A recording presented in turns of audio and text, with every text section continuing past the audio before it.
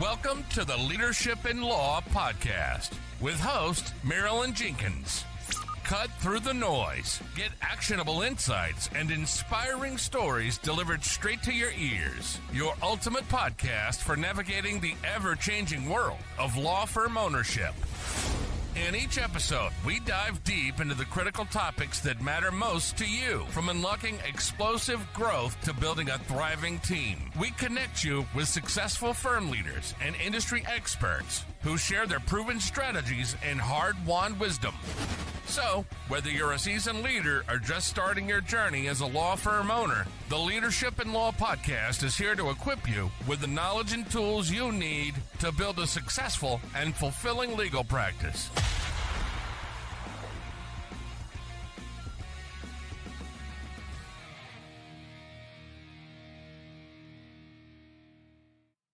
Welcome to another episode of the Leadership in Law podcast. I'm your host, Marilyn Jenkins. Please join me in welcoming my guest, Finn Wycherley, to the show today. Finn is the founder of Supersize Media, BBC commentator, and one of the world's leading voices in personal branding and social media authority for professionals. Finn is trusted by Meta, Vodafone, Google, and even 10 Downing Street, and she's known for one big mission, turning hidden geniuses into headline makers. She helps lawyers, financial professionals, and experts who are brilliant at their craft but invisible online. Over the last decade, she's grown clients to hundreds of thousands and sometimes millions of followers on TikTok and YouTube, doubled lead flow for professionals using AI-powered content strategies, and helped executives relaunch their careers with magnetic personal brands. Finn has spoken in more than 15 countries, built a global following, and yes, she's even followed by Barack Obama on social media. Today, she's here to talk about how professionals can overcome fear, build influence, and turn social media posts into real clients. I'm excited to have you here. Finn, welcome. Thank you, Marilyn. I'm excited too. Absolutely. Tell us a little bit about your leadership journey. So basically, my first degree was in law, but because I was very ambitious about having lots of children, I recognized pretty quickly that it wasn't exactly going to be the best fit for my career. So I went straight into marketing after that, but I still always kept my eye on justice matters and developments in the industry over the years while I was doing speech writing and things.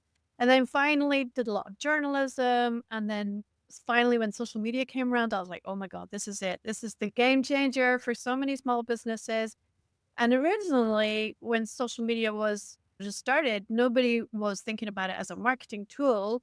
But because I was jumping into it going, oh my God, President Obama has just been elected because of his marketing, because he was very direct about social media and how he was using each channel.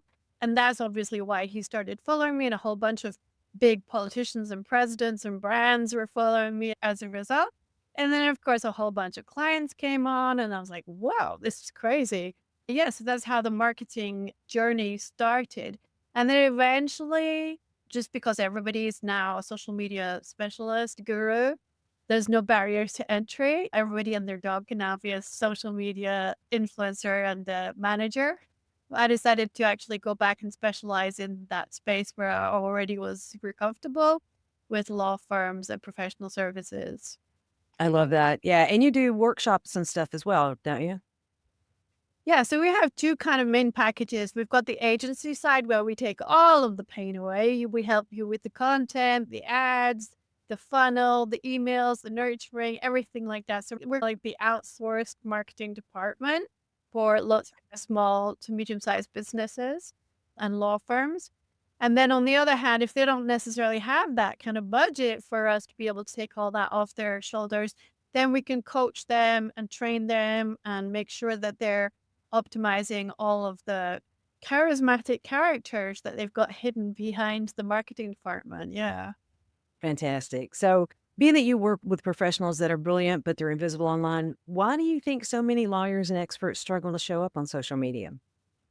It's just not in the DNA. Speaking online is a very daunting experience. And I don't think anybody should really overestimate how difficult that can be, speaking into the void. You know what I mean? It's like the most brutal thing. I think in terms of the biggest fears in life, death and illness and public speaking, I think social media speaking is also going to be up there as well, because it's very difficult to actually bring big, strong energy when you don't know how to do that. Do you know what I mean? So we have a way to make sure that they're able to turn up very excited, very enthusiastic, and able to really hone their message in a way that is very captivating online.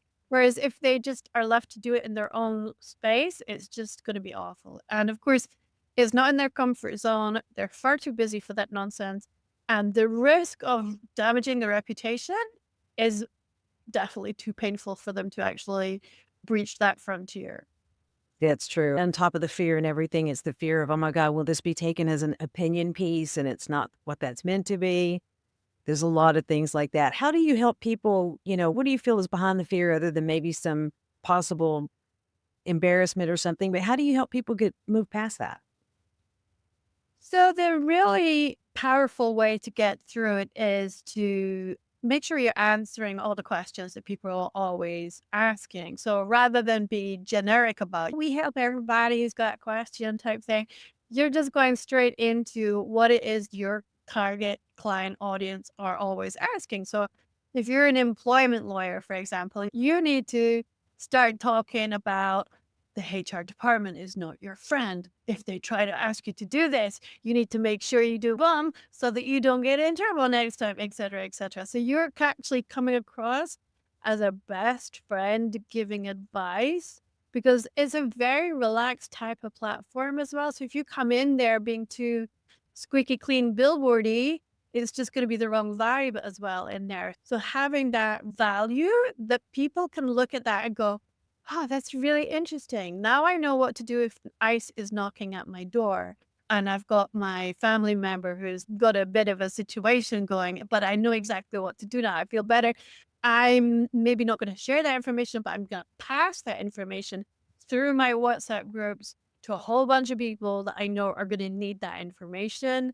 And because of the fact that person is putting that information out there, now that person is regarded as a very trustworthy individual. So therefore, you can't break that trust. Once you've built that trust, once you've actually come out from behind your office, behind the marketing department, behind the business brand, and actually got in front of their face and said, listen, this is how you need to protect yourself if you're in this situation type thing. And then instantly people are definitely going to warm to you and appreciate you and share that information and even become part of your marketing department because they're sharing that information with people. And that really is the key for social media. If people are just scrolling past, that post is literally dying on the vine. So the only way you can make sure that post actually goes viral, gets seen, gets recommended in the algorithm is if people are sharing it and saving it. That's the only way. I love that. So you're talking like the FAQ kind of thing, these no interest videos. Exactly. Yeah. Going really deep into the biggest pains and desires of your clients. If you're a divorce lawyer, here's the 3 things you need to think about before going into the meeting with the opposition. This is how you need to shape this conversation, 5 steps, all of those things. And people are going to really appreciate the objectively speaking value that you're putting into the newsfeed. Love that. Yeah, I absolutely agree. So what do you think is one of the biggest mistakes that professionals make when they're trying to build a personal brand?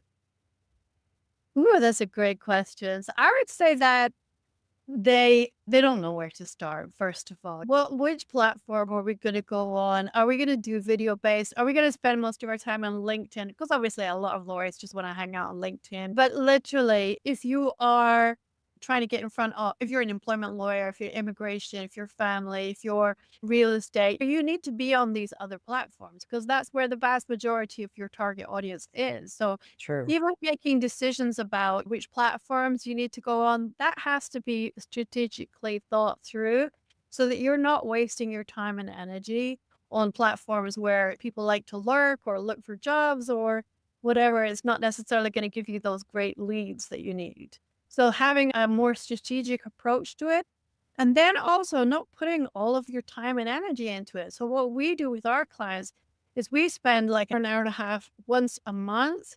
We interview them in a very structured way. We've already prepared them. They know how to make sure that they're properly mic'd up, the lighting looks great. We've got that podcast environment. They're leaning into the camera and stuff like that. And then we just take an hour and a half worth of content from them. Then we take it away, edit it all up, and then either give it back to them for their team to go out and schedule it, or we will take over that pain for them. I love that. So batching content to make it easy on the client.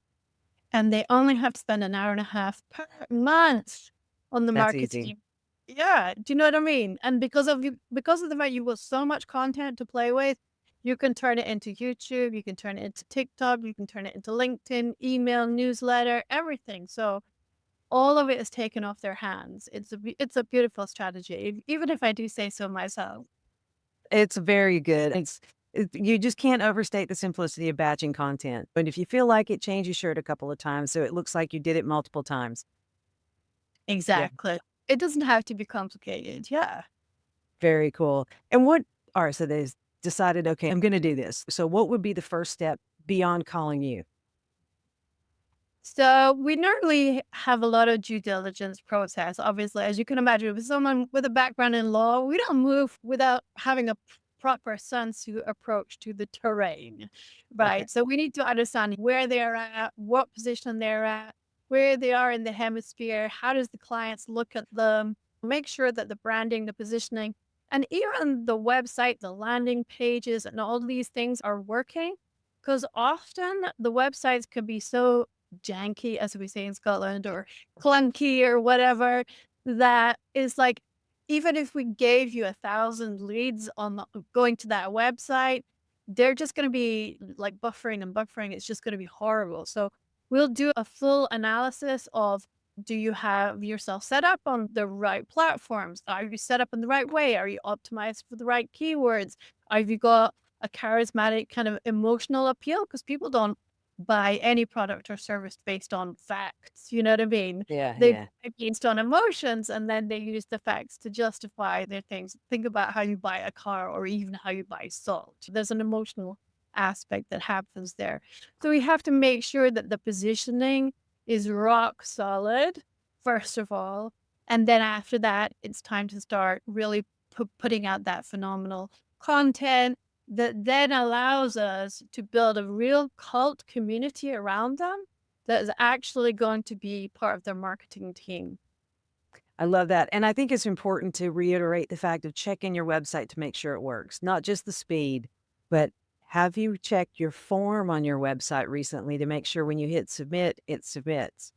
Like Exactly. even some chat widgets. I've known people that they test their chat widget and it's 3 or 4 hours before the text message actually reaches them. No one knows where it goes. Why would something not be instantaneous? It's a chat widget. And the thing is, so this is such an important point, because so many websites are just locked in to so much tech that some web designer is so precious about, that nobody's allowed in there, nobody's allowed to do anything. And if, as the marketers, try and fight with them about what we need, we've got months of grief ahead of us, basically. Yeah. What we tend to do is not even convert them on the website. So we will set up the whole appointment system so that it's a very smooth and simple process. We're not having to have those kind of territorial fights with the web designers, tech guys. Do you know what I mean? And Yeah. honestly, even if we're sending the clients to our landing pages and our questionnaires, because we don't want to, there's a whole bunch of people that are going to sign up for free consultations. We don't want the tire kickers. We want to make sure that they're actually genuinely interested in turning up. You don't want to have a whole day of appointments and then nobody actually turns up, because you know Right. what free appointments are like. So you need to make sure that they're being properly qualified. You're putting them through their paces. You're asking the right questions, so that by the time they finished and they've actually picked that time on your calendar to have that conversation, like the tire kickers have left the building already. Do you know what I mean? Okay. So like a survey to kind of let them disqualify themselves? Exactly. Yeah. So those who That are a strong appetite for actually turning up will be happy to share the information that is going to make sure that when the lawyer turns up in front of them, they've got everything they need to be able to start having that conversation about what's required and everything like that. So those people won't have a problem. It does mean we have less Yeah. leads, but it means we've got high quality leads and they're always going to turn out pretty much. We, in the past, when we started doing this strategy, we would get something like 450 appointments for the month. Over 50-60% of them were just low quality or just Time time waste wasters. or didn't have the money, the budget for it. So that's why we are a lot more rigorous about making sure that when we got an appointment on the lawyer's calendar, it's rock solid, or as pretty much rock solid as humanly possible. I love that. Yeah, absolutely. It makes a lot of difference. You don't want to waste your professional's time either. Agreed. So now you talked about YouTube, you talked about TikTok. Do you think professionals should consider either of those? Because I know so many of them want to stay on LinkedIn. We touched on that a little bit earlier. What are your opinions of the other two? I mean, I'm a mad fan of TikTok and YouTube and Instagram because if you're a divorce lawyer or real estate, are your clients genuinely hanging out on LinkedIn? No. It's a no. It's a no. So don't even fool yourself. The vast majority of the universe are on those platforms because it's like they're hanging out in a mall, right? They're just chilling there. They're catching up with their friends. They're catching up on the gossip or the politics that they love. And because the algorithm on that particular platform sees that they've been looking at how do I divorce my partner without losing my kids, then they're going to feed them the most viral pieces of content that is going to keep them on the platform. So Yeah. therefore, you have an opportunity on TikTok, on YouTube, on Instagram, where those clients are hanging out, rather than just it would be like in the old days going, "Oh, we only do telephone. We don't do websites." You know what I mean? It's, shut up, stop it. Yeah. Just go where the clients are and just get over yourself. You know what I mean? Because Yeah. the was when you're creating that great quality content, which at the end of the day is the hardest part, why limit yourself to distributing it on one platform when it takes Well, one link to put it on all of them? yeah. And then you can let the audience decide where you're getting huge. You might surprise yourself and discover you're getting massive on Instagram. You're like, who knew? You know what I mean? Exactly. Yeah, So and we definitely do the Facebook, Instagram. If you're a B2C attorney, right? LinkedIn is not the place to be. Yeah, you want to have a presence there, right? But that's not where you're going to be posting content for clients. So I absolutely. love what you're saying. Go where your clients are. Fish where the fish are. And I call it putting the fishing rod into all of the ponds and then waiting to see what comes back. Let the data decide, let the audience decide where you need to concentrate your efforts. And ultimately, some months we will see with even clients in the same kind of vertical, some of them are just killing it on Instagram, some of them are killing it on YouTube, some of them are killing it on TikTok just because they've got that particular vibe.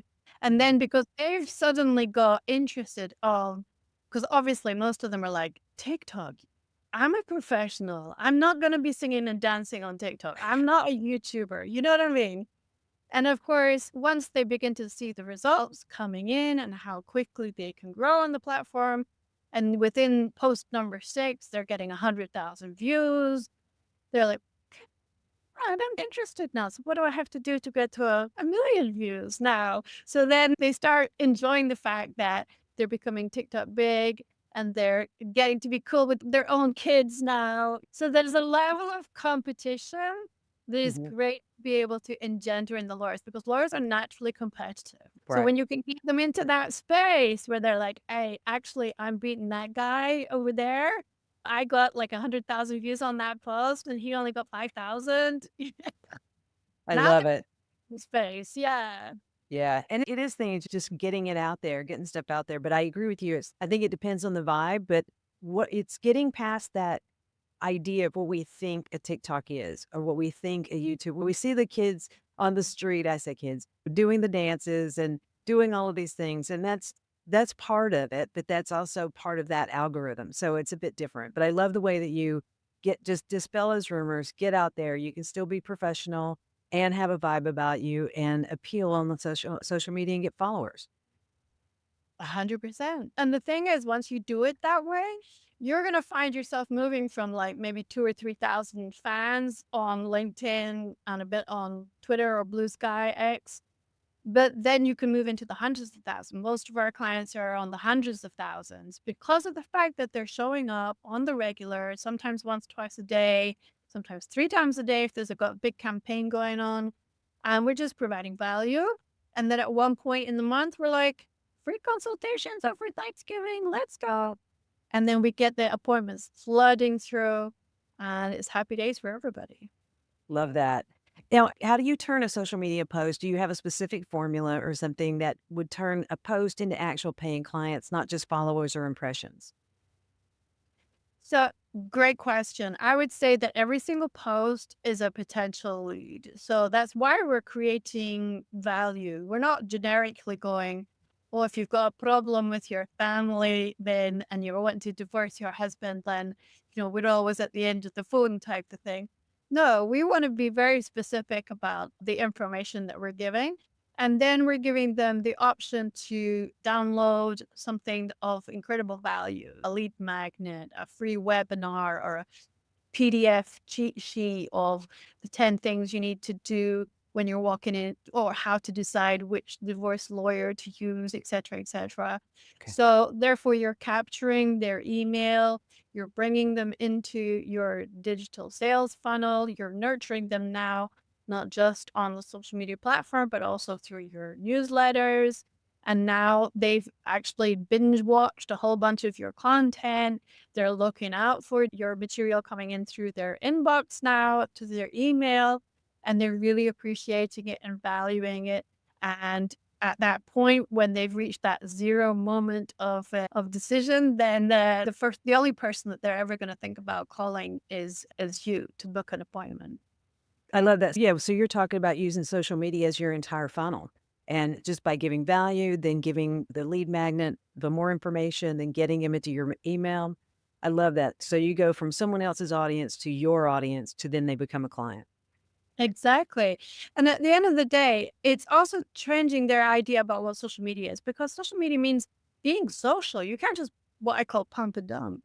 You Yeah. can't just go there and just post that post and then disappear until tomorrow. It just doesn't work like that. You actually got to be in there, nurturing, having a chat, having a conversation, answering a couple of questions and things like that. And obviously, the lawyer doesn't have time for that. So our team, we handle all of that for them. So that means that people have a sense of having some kind of relationship with the lawyer. And even if it's in a different language, we're able to do that nowadays as well. So it's phenomenal. Fantastic. And I know that you had mentioned that with the AI is pulling in, you're using about a bit of that. How is AI changing content creation? It's helping a lot of things as far as writing goes. How should professionals use AI to simplify their marketing, grow authority? So one of the most incredible ways we're using AI is with the kind of multilingual approach. So we have quite a few lawyers who are speaking to Latino communities. So the majority of their content is English. They've developed it in English. But because we're able to take that 20-second video, put it through the AI, and now it looks like they're speaking fluent Mexican Spanish, not just Castilian Spanish, with the beautiful accent, of course, and it looks genuine. However, we would always put under the post, this has been created using AI in order to enhance communication, rather than get them going, what the hell? How come she's now speaking fluent Mandarin? When did that Yeah, happen? You know what I mean? So I as love soon that. as you're using any kind of hesitation or doubt, or their trust issues are being like tried, then we need to anticipate that and make sure we're saying, look, yeah, of course this is AI. She's not fluent in Arabic.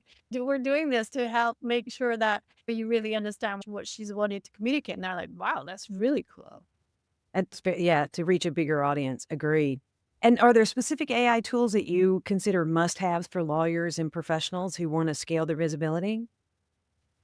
So we use all of the classics, the Claudes, the Perplexities, and the Chat GPTs as well. There's a whole list of them in terms of the written word, but then the videos, the descripts, and everything. and then the image creation. So There's there's so many. really, we could do a full episode just on the different types of AI tools. But ultimately, you need to focus in on what's going to be the most effective with the time, with the budget, and with the skills available, or are we going to outsource? So sometimes we're in there as the consultant, and then they want to use some freelancers to actually deliver, or sometimes it's us and the team, sometimes it's them and their team.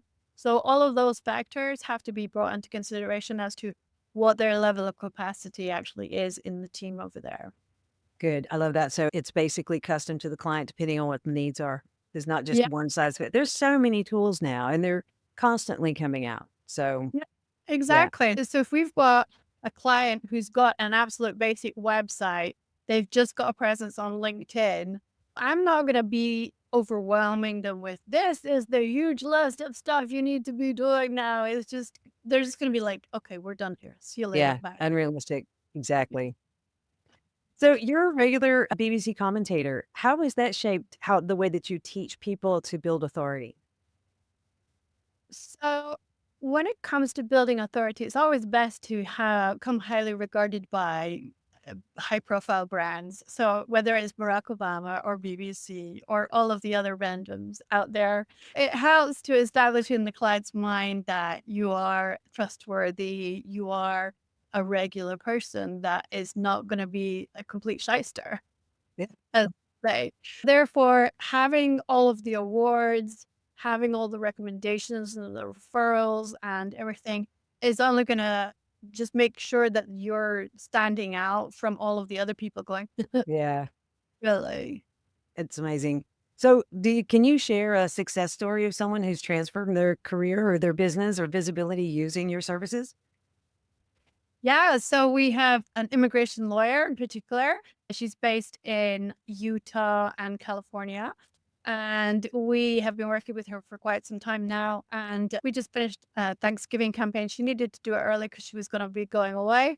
We were able to deliver 65 appointments for her in her calendar so that when she goes back to work on Monday, they're all booked out there for the whole of that week. And all Wow. she has to do is turn up.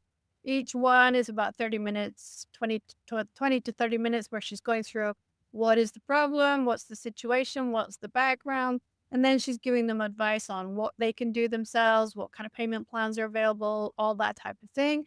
And then about 20 to 35% of them will actually turn into retainers. And of course, each retainer is worth about $5,000. Cool. So that's part of the magic of what we do. And that's driven mainly from TikTok and Instagram, but we use Facebook and YouTube, and those ones are growing very strongly because sometimes the algorithm changes on each platform.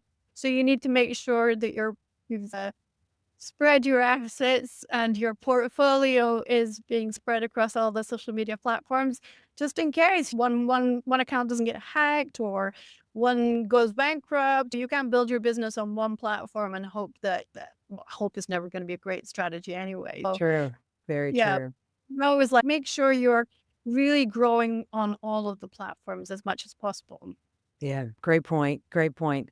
So if a listener wants to make real progress, say in the next 30 days, what is the simplest, highest impact action that they can take? I would say that they need to commit to daily content. That's a no-brainer. That daily content is the only thing that's going to move the needle of trust. Just think about if you're going to be deciding which divorce lawyer you want to choose, you're going to have a look around all the different ones. They're all just names at the beginning. You don't trust them. You don't like them. That's the default position. So how long are you going to take before you actually begin to say, ah, he's my guy or she's my gal. I like her. I think she's not going to look at me like I'm an absolute Mm. idiot if I walk into her office. So committing to daily content is an absolute must. And that includes Saturdays and Sundays as well, because often people are chilling and relaxing. It's a different type of content that can actually bond really well, do the relationship building. And again, it doesn't have to be hard sell. It doesn't have to be what we call bottom of the funnel content. It Yeah. can be top of the funnel content, which is much more generalistic, what's happening in the city at the moment, what's happening behind the scenes in the office. Whimsical, lighthearted stuff can work just as well as, listen, let me give you the FAQs on what's happening in your life Yeah. right now. Yeah. Well, make yourself normal. Make yourself a person. That's what people want. And many professionals people feel like they're unapproachable. So making yourself approachable. Yeah. Being human is the only way. Yeah. Yeah. And ultimately, it means that the algorithm also begins to go, oh, okay, they're not the one hit wonder going, I've put masses of resource into one post. I paid that video guy $5,000 for one video and it's gone nowhere and it did nothing. We put a fortune on ads and everything and it did nothing. Social media is garbage, obviously. Yeah. So the algorithms are there to weed out the crap. You know what I mean? The Yeah. algorithms are there because they know so many people are putting rubbish into the newsfeed. If nobody is liking, commenting, and sharing your post, then the algorithm will kill that post instantly. So they will normally now show it to only 200 people. And if nobody has actually stopped, clicked on see more, or checked out what was happening, watched 10, 15 seconds of that video or whatever, if everybody has just scrolled on by, then the algorithm is like, that's causing harm in the newsfeed. And we don't want businesses coming in going, pick me in the newsfeed, because Yeah. everyone's going to be like, oh my God, I hate that platform. It's full of ads. Yeah. Whereas if you actually have put something into the newsfeed, which people are going, wow, that's really interesting. Oh, wow, I didn't know that. Doing what the BBC calls the informational, educational, entertaining approach, and you're not giving it that hard sell thing. You're actually giving them, oh, that's interesting now. I didn't know that. I'm going to pass that to my brother-in-law. He needs to hear that right now. I love Yeah. that. That's the algorithm's going to work in your favor when you could start looking at it like that. So that only happens when you're committing to daily. And of course, that's a hard commitment, but I would say just start on the 1st of December or the 1st of January, or maybe the 3rd of January, but commit to it and you'll be surprised what happens within 30 days. I agree. I think you can try anything for 30 days and if you can do it yourself, yeah, absolutely. Bring you in, get a strategy behind it. Absolutely. This has been really great. This has been entertaining and interesting. I know that our listeners may want to reach out to you and connect with you. Where would be the best place to do that? So I'm pretty big on all the platforms, but you can get me on LinkedIn, Finn Wycherley, or you can find my website, Supersize Media. I work often in America. I'm in Chicago 2 or 3 times a year, in Edinburgh, Scotland, the rest of the year, and sometimes in Italy and places like that as well. So I love to be able to travel around and see the clients, even though we work remotely for everything. But yeah, you can catch me online. Fantastic. And we'll have all of the links to your social media and your website in the show notes. So thank you so much for your time today. This has been a lovely conversation. I really appreciate you being here. Thank you, Marilyn. It's been so fun. What great questions. You know your stuff as well. I can tell just by the questions. Thank you. Thank you. Thanks for joining me today for this episode. As we wrap up, I'd love for you to do 2 things. First, subscribe to this podcast so you don't miss an episode. And if you find value here, I'd love it if you would rate it and review it. That really does make a difference in helping other people to discover this podcast. Second, you can connect with me on LinkedIn to keep up with what I'm currently learning and thinking about. And if you're ready to take the next step with a digital strategist to help you grow your law firm, I'd be honored to help you. Just go to lawmarketingzone.com to book a call with me. Stay tuned for our next episode next week. Until then, as always, thanks for listening to Leadership in Law Podcast, and be sure to subscribe wherever you listen to podcasts so you don't miss the next episode. Thanks for joining us on another episode of the Leadership in Law Podcast. Remember, you're not alone on this journey. There's a whole community of law firm owners out there facing similar challenges and striving for the same success. Head over to our website at lawmarketingzone.com. From there, connect with other listeners, access valuable resources, and stay up to date on the latest episodes. Don't forget to subscribe and leave us a review on your favorite podcast platform. Until next time, keep leading with vision and keep growing your firm.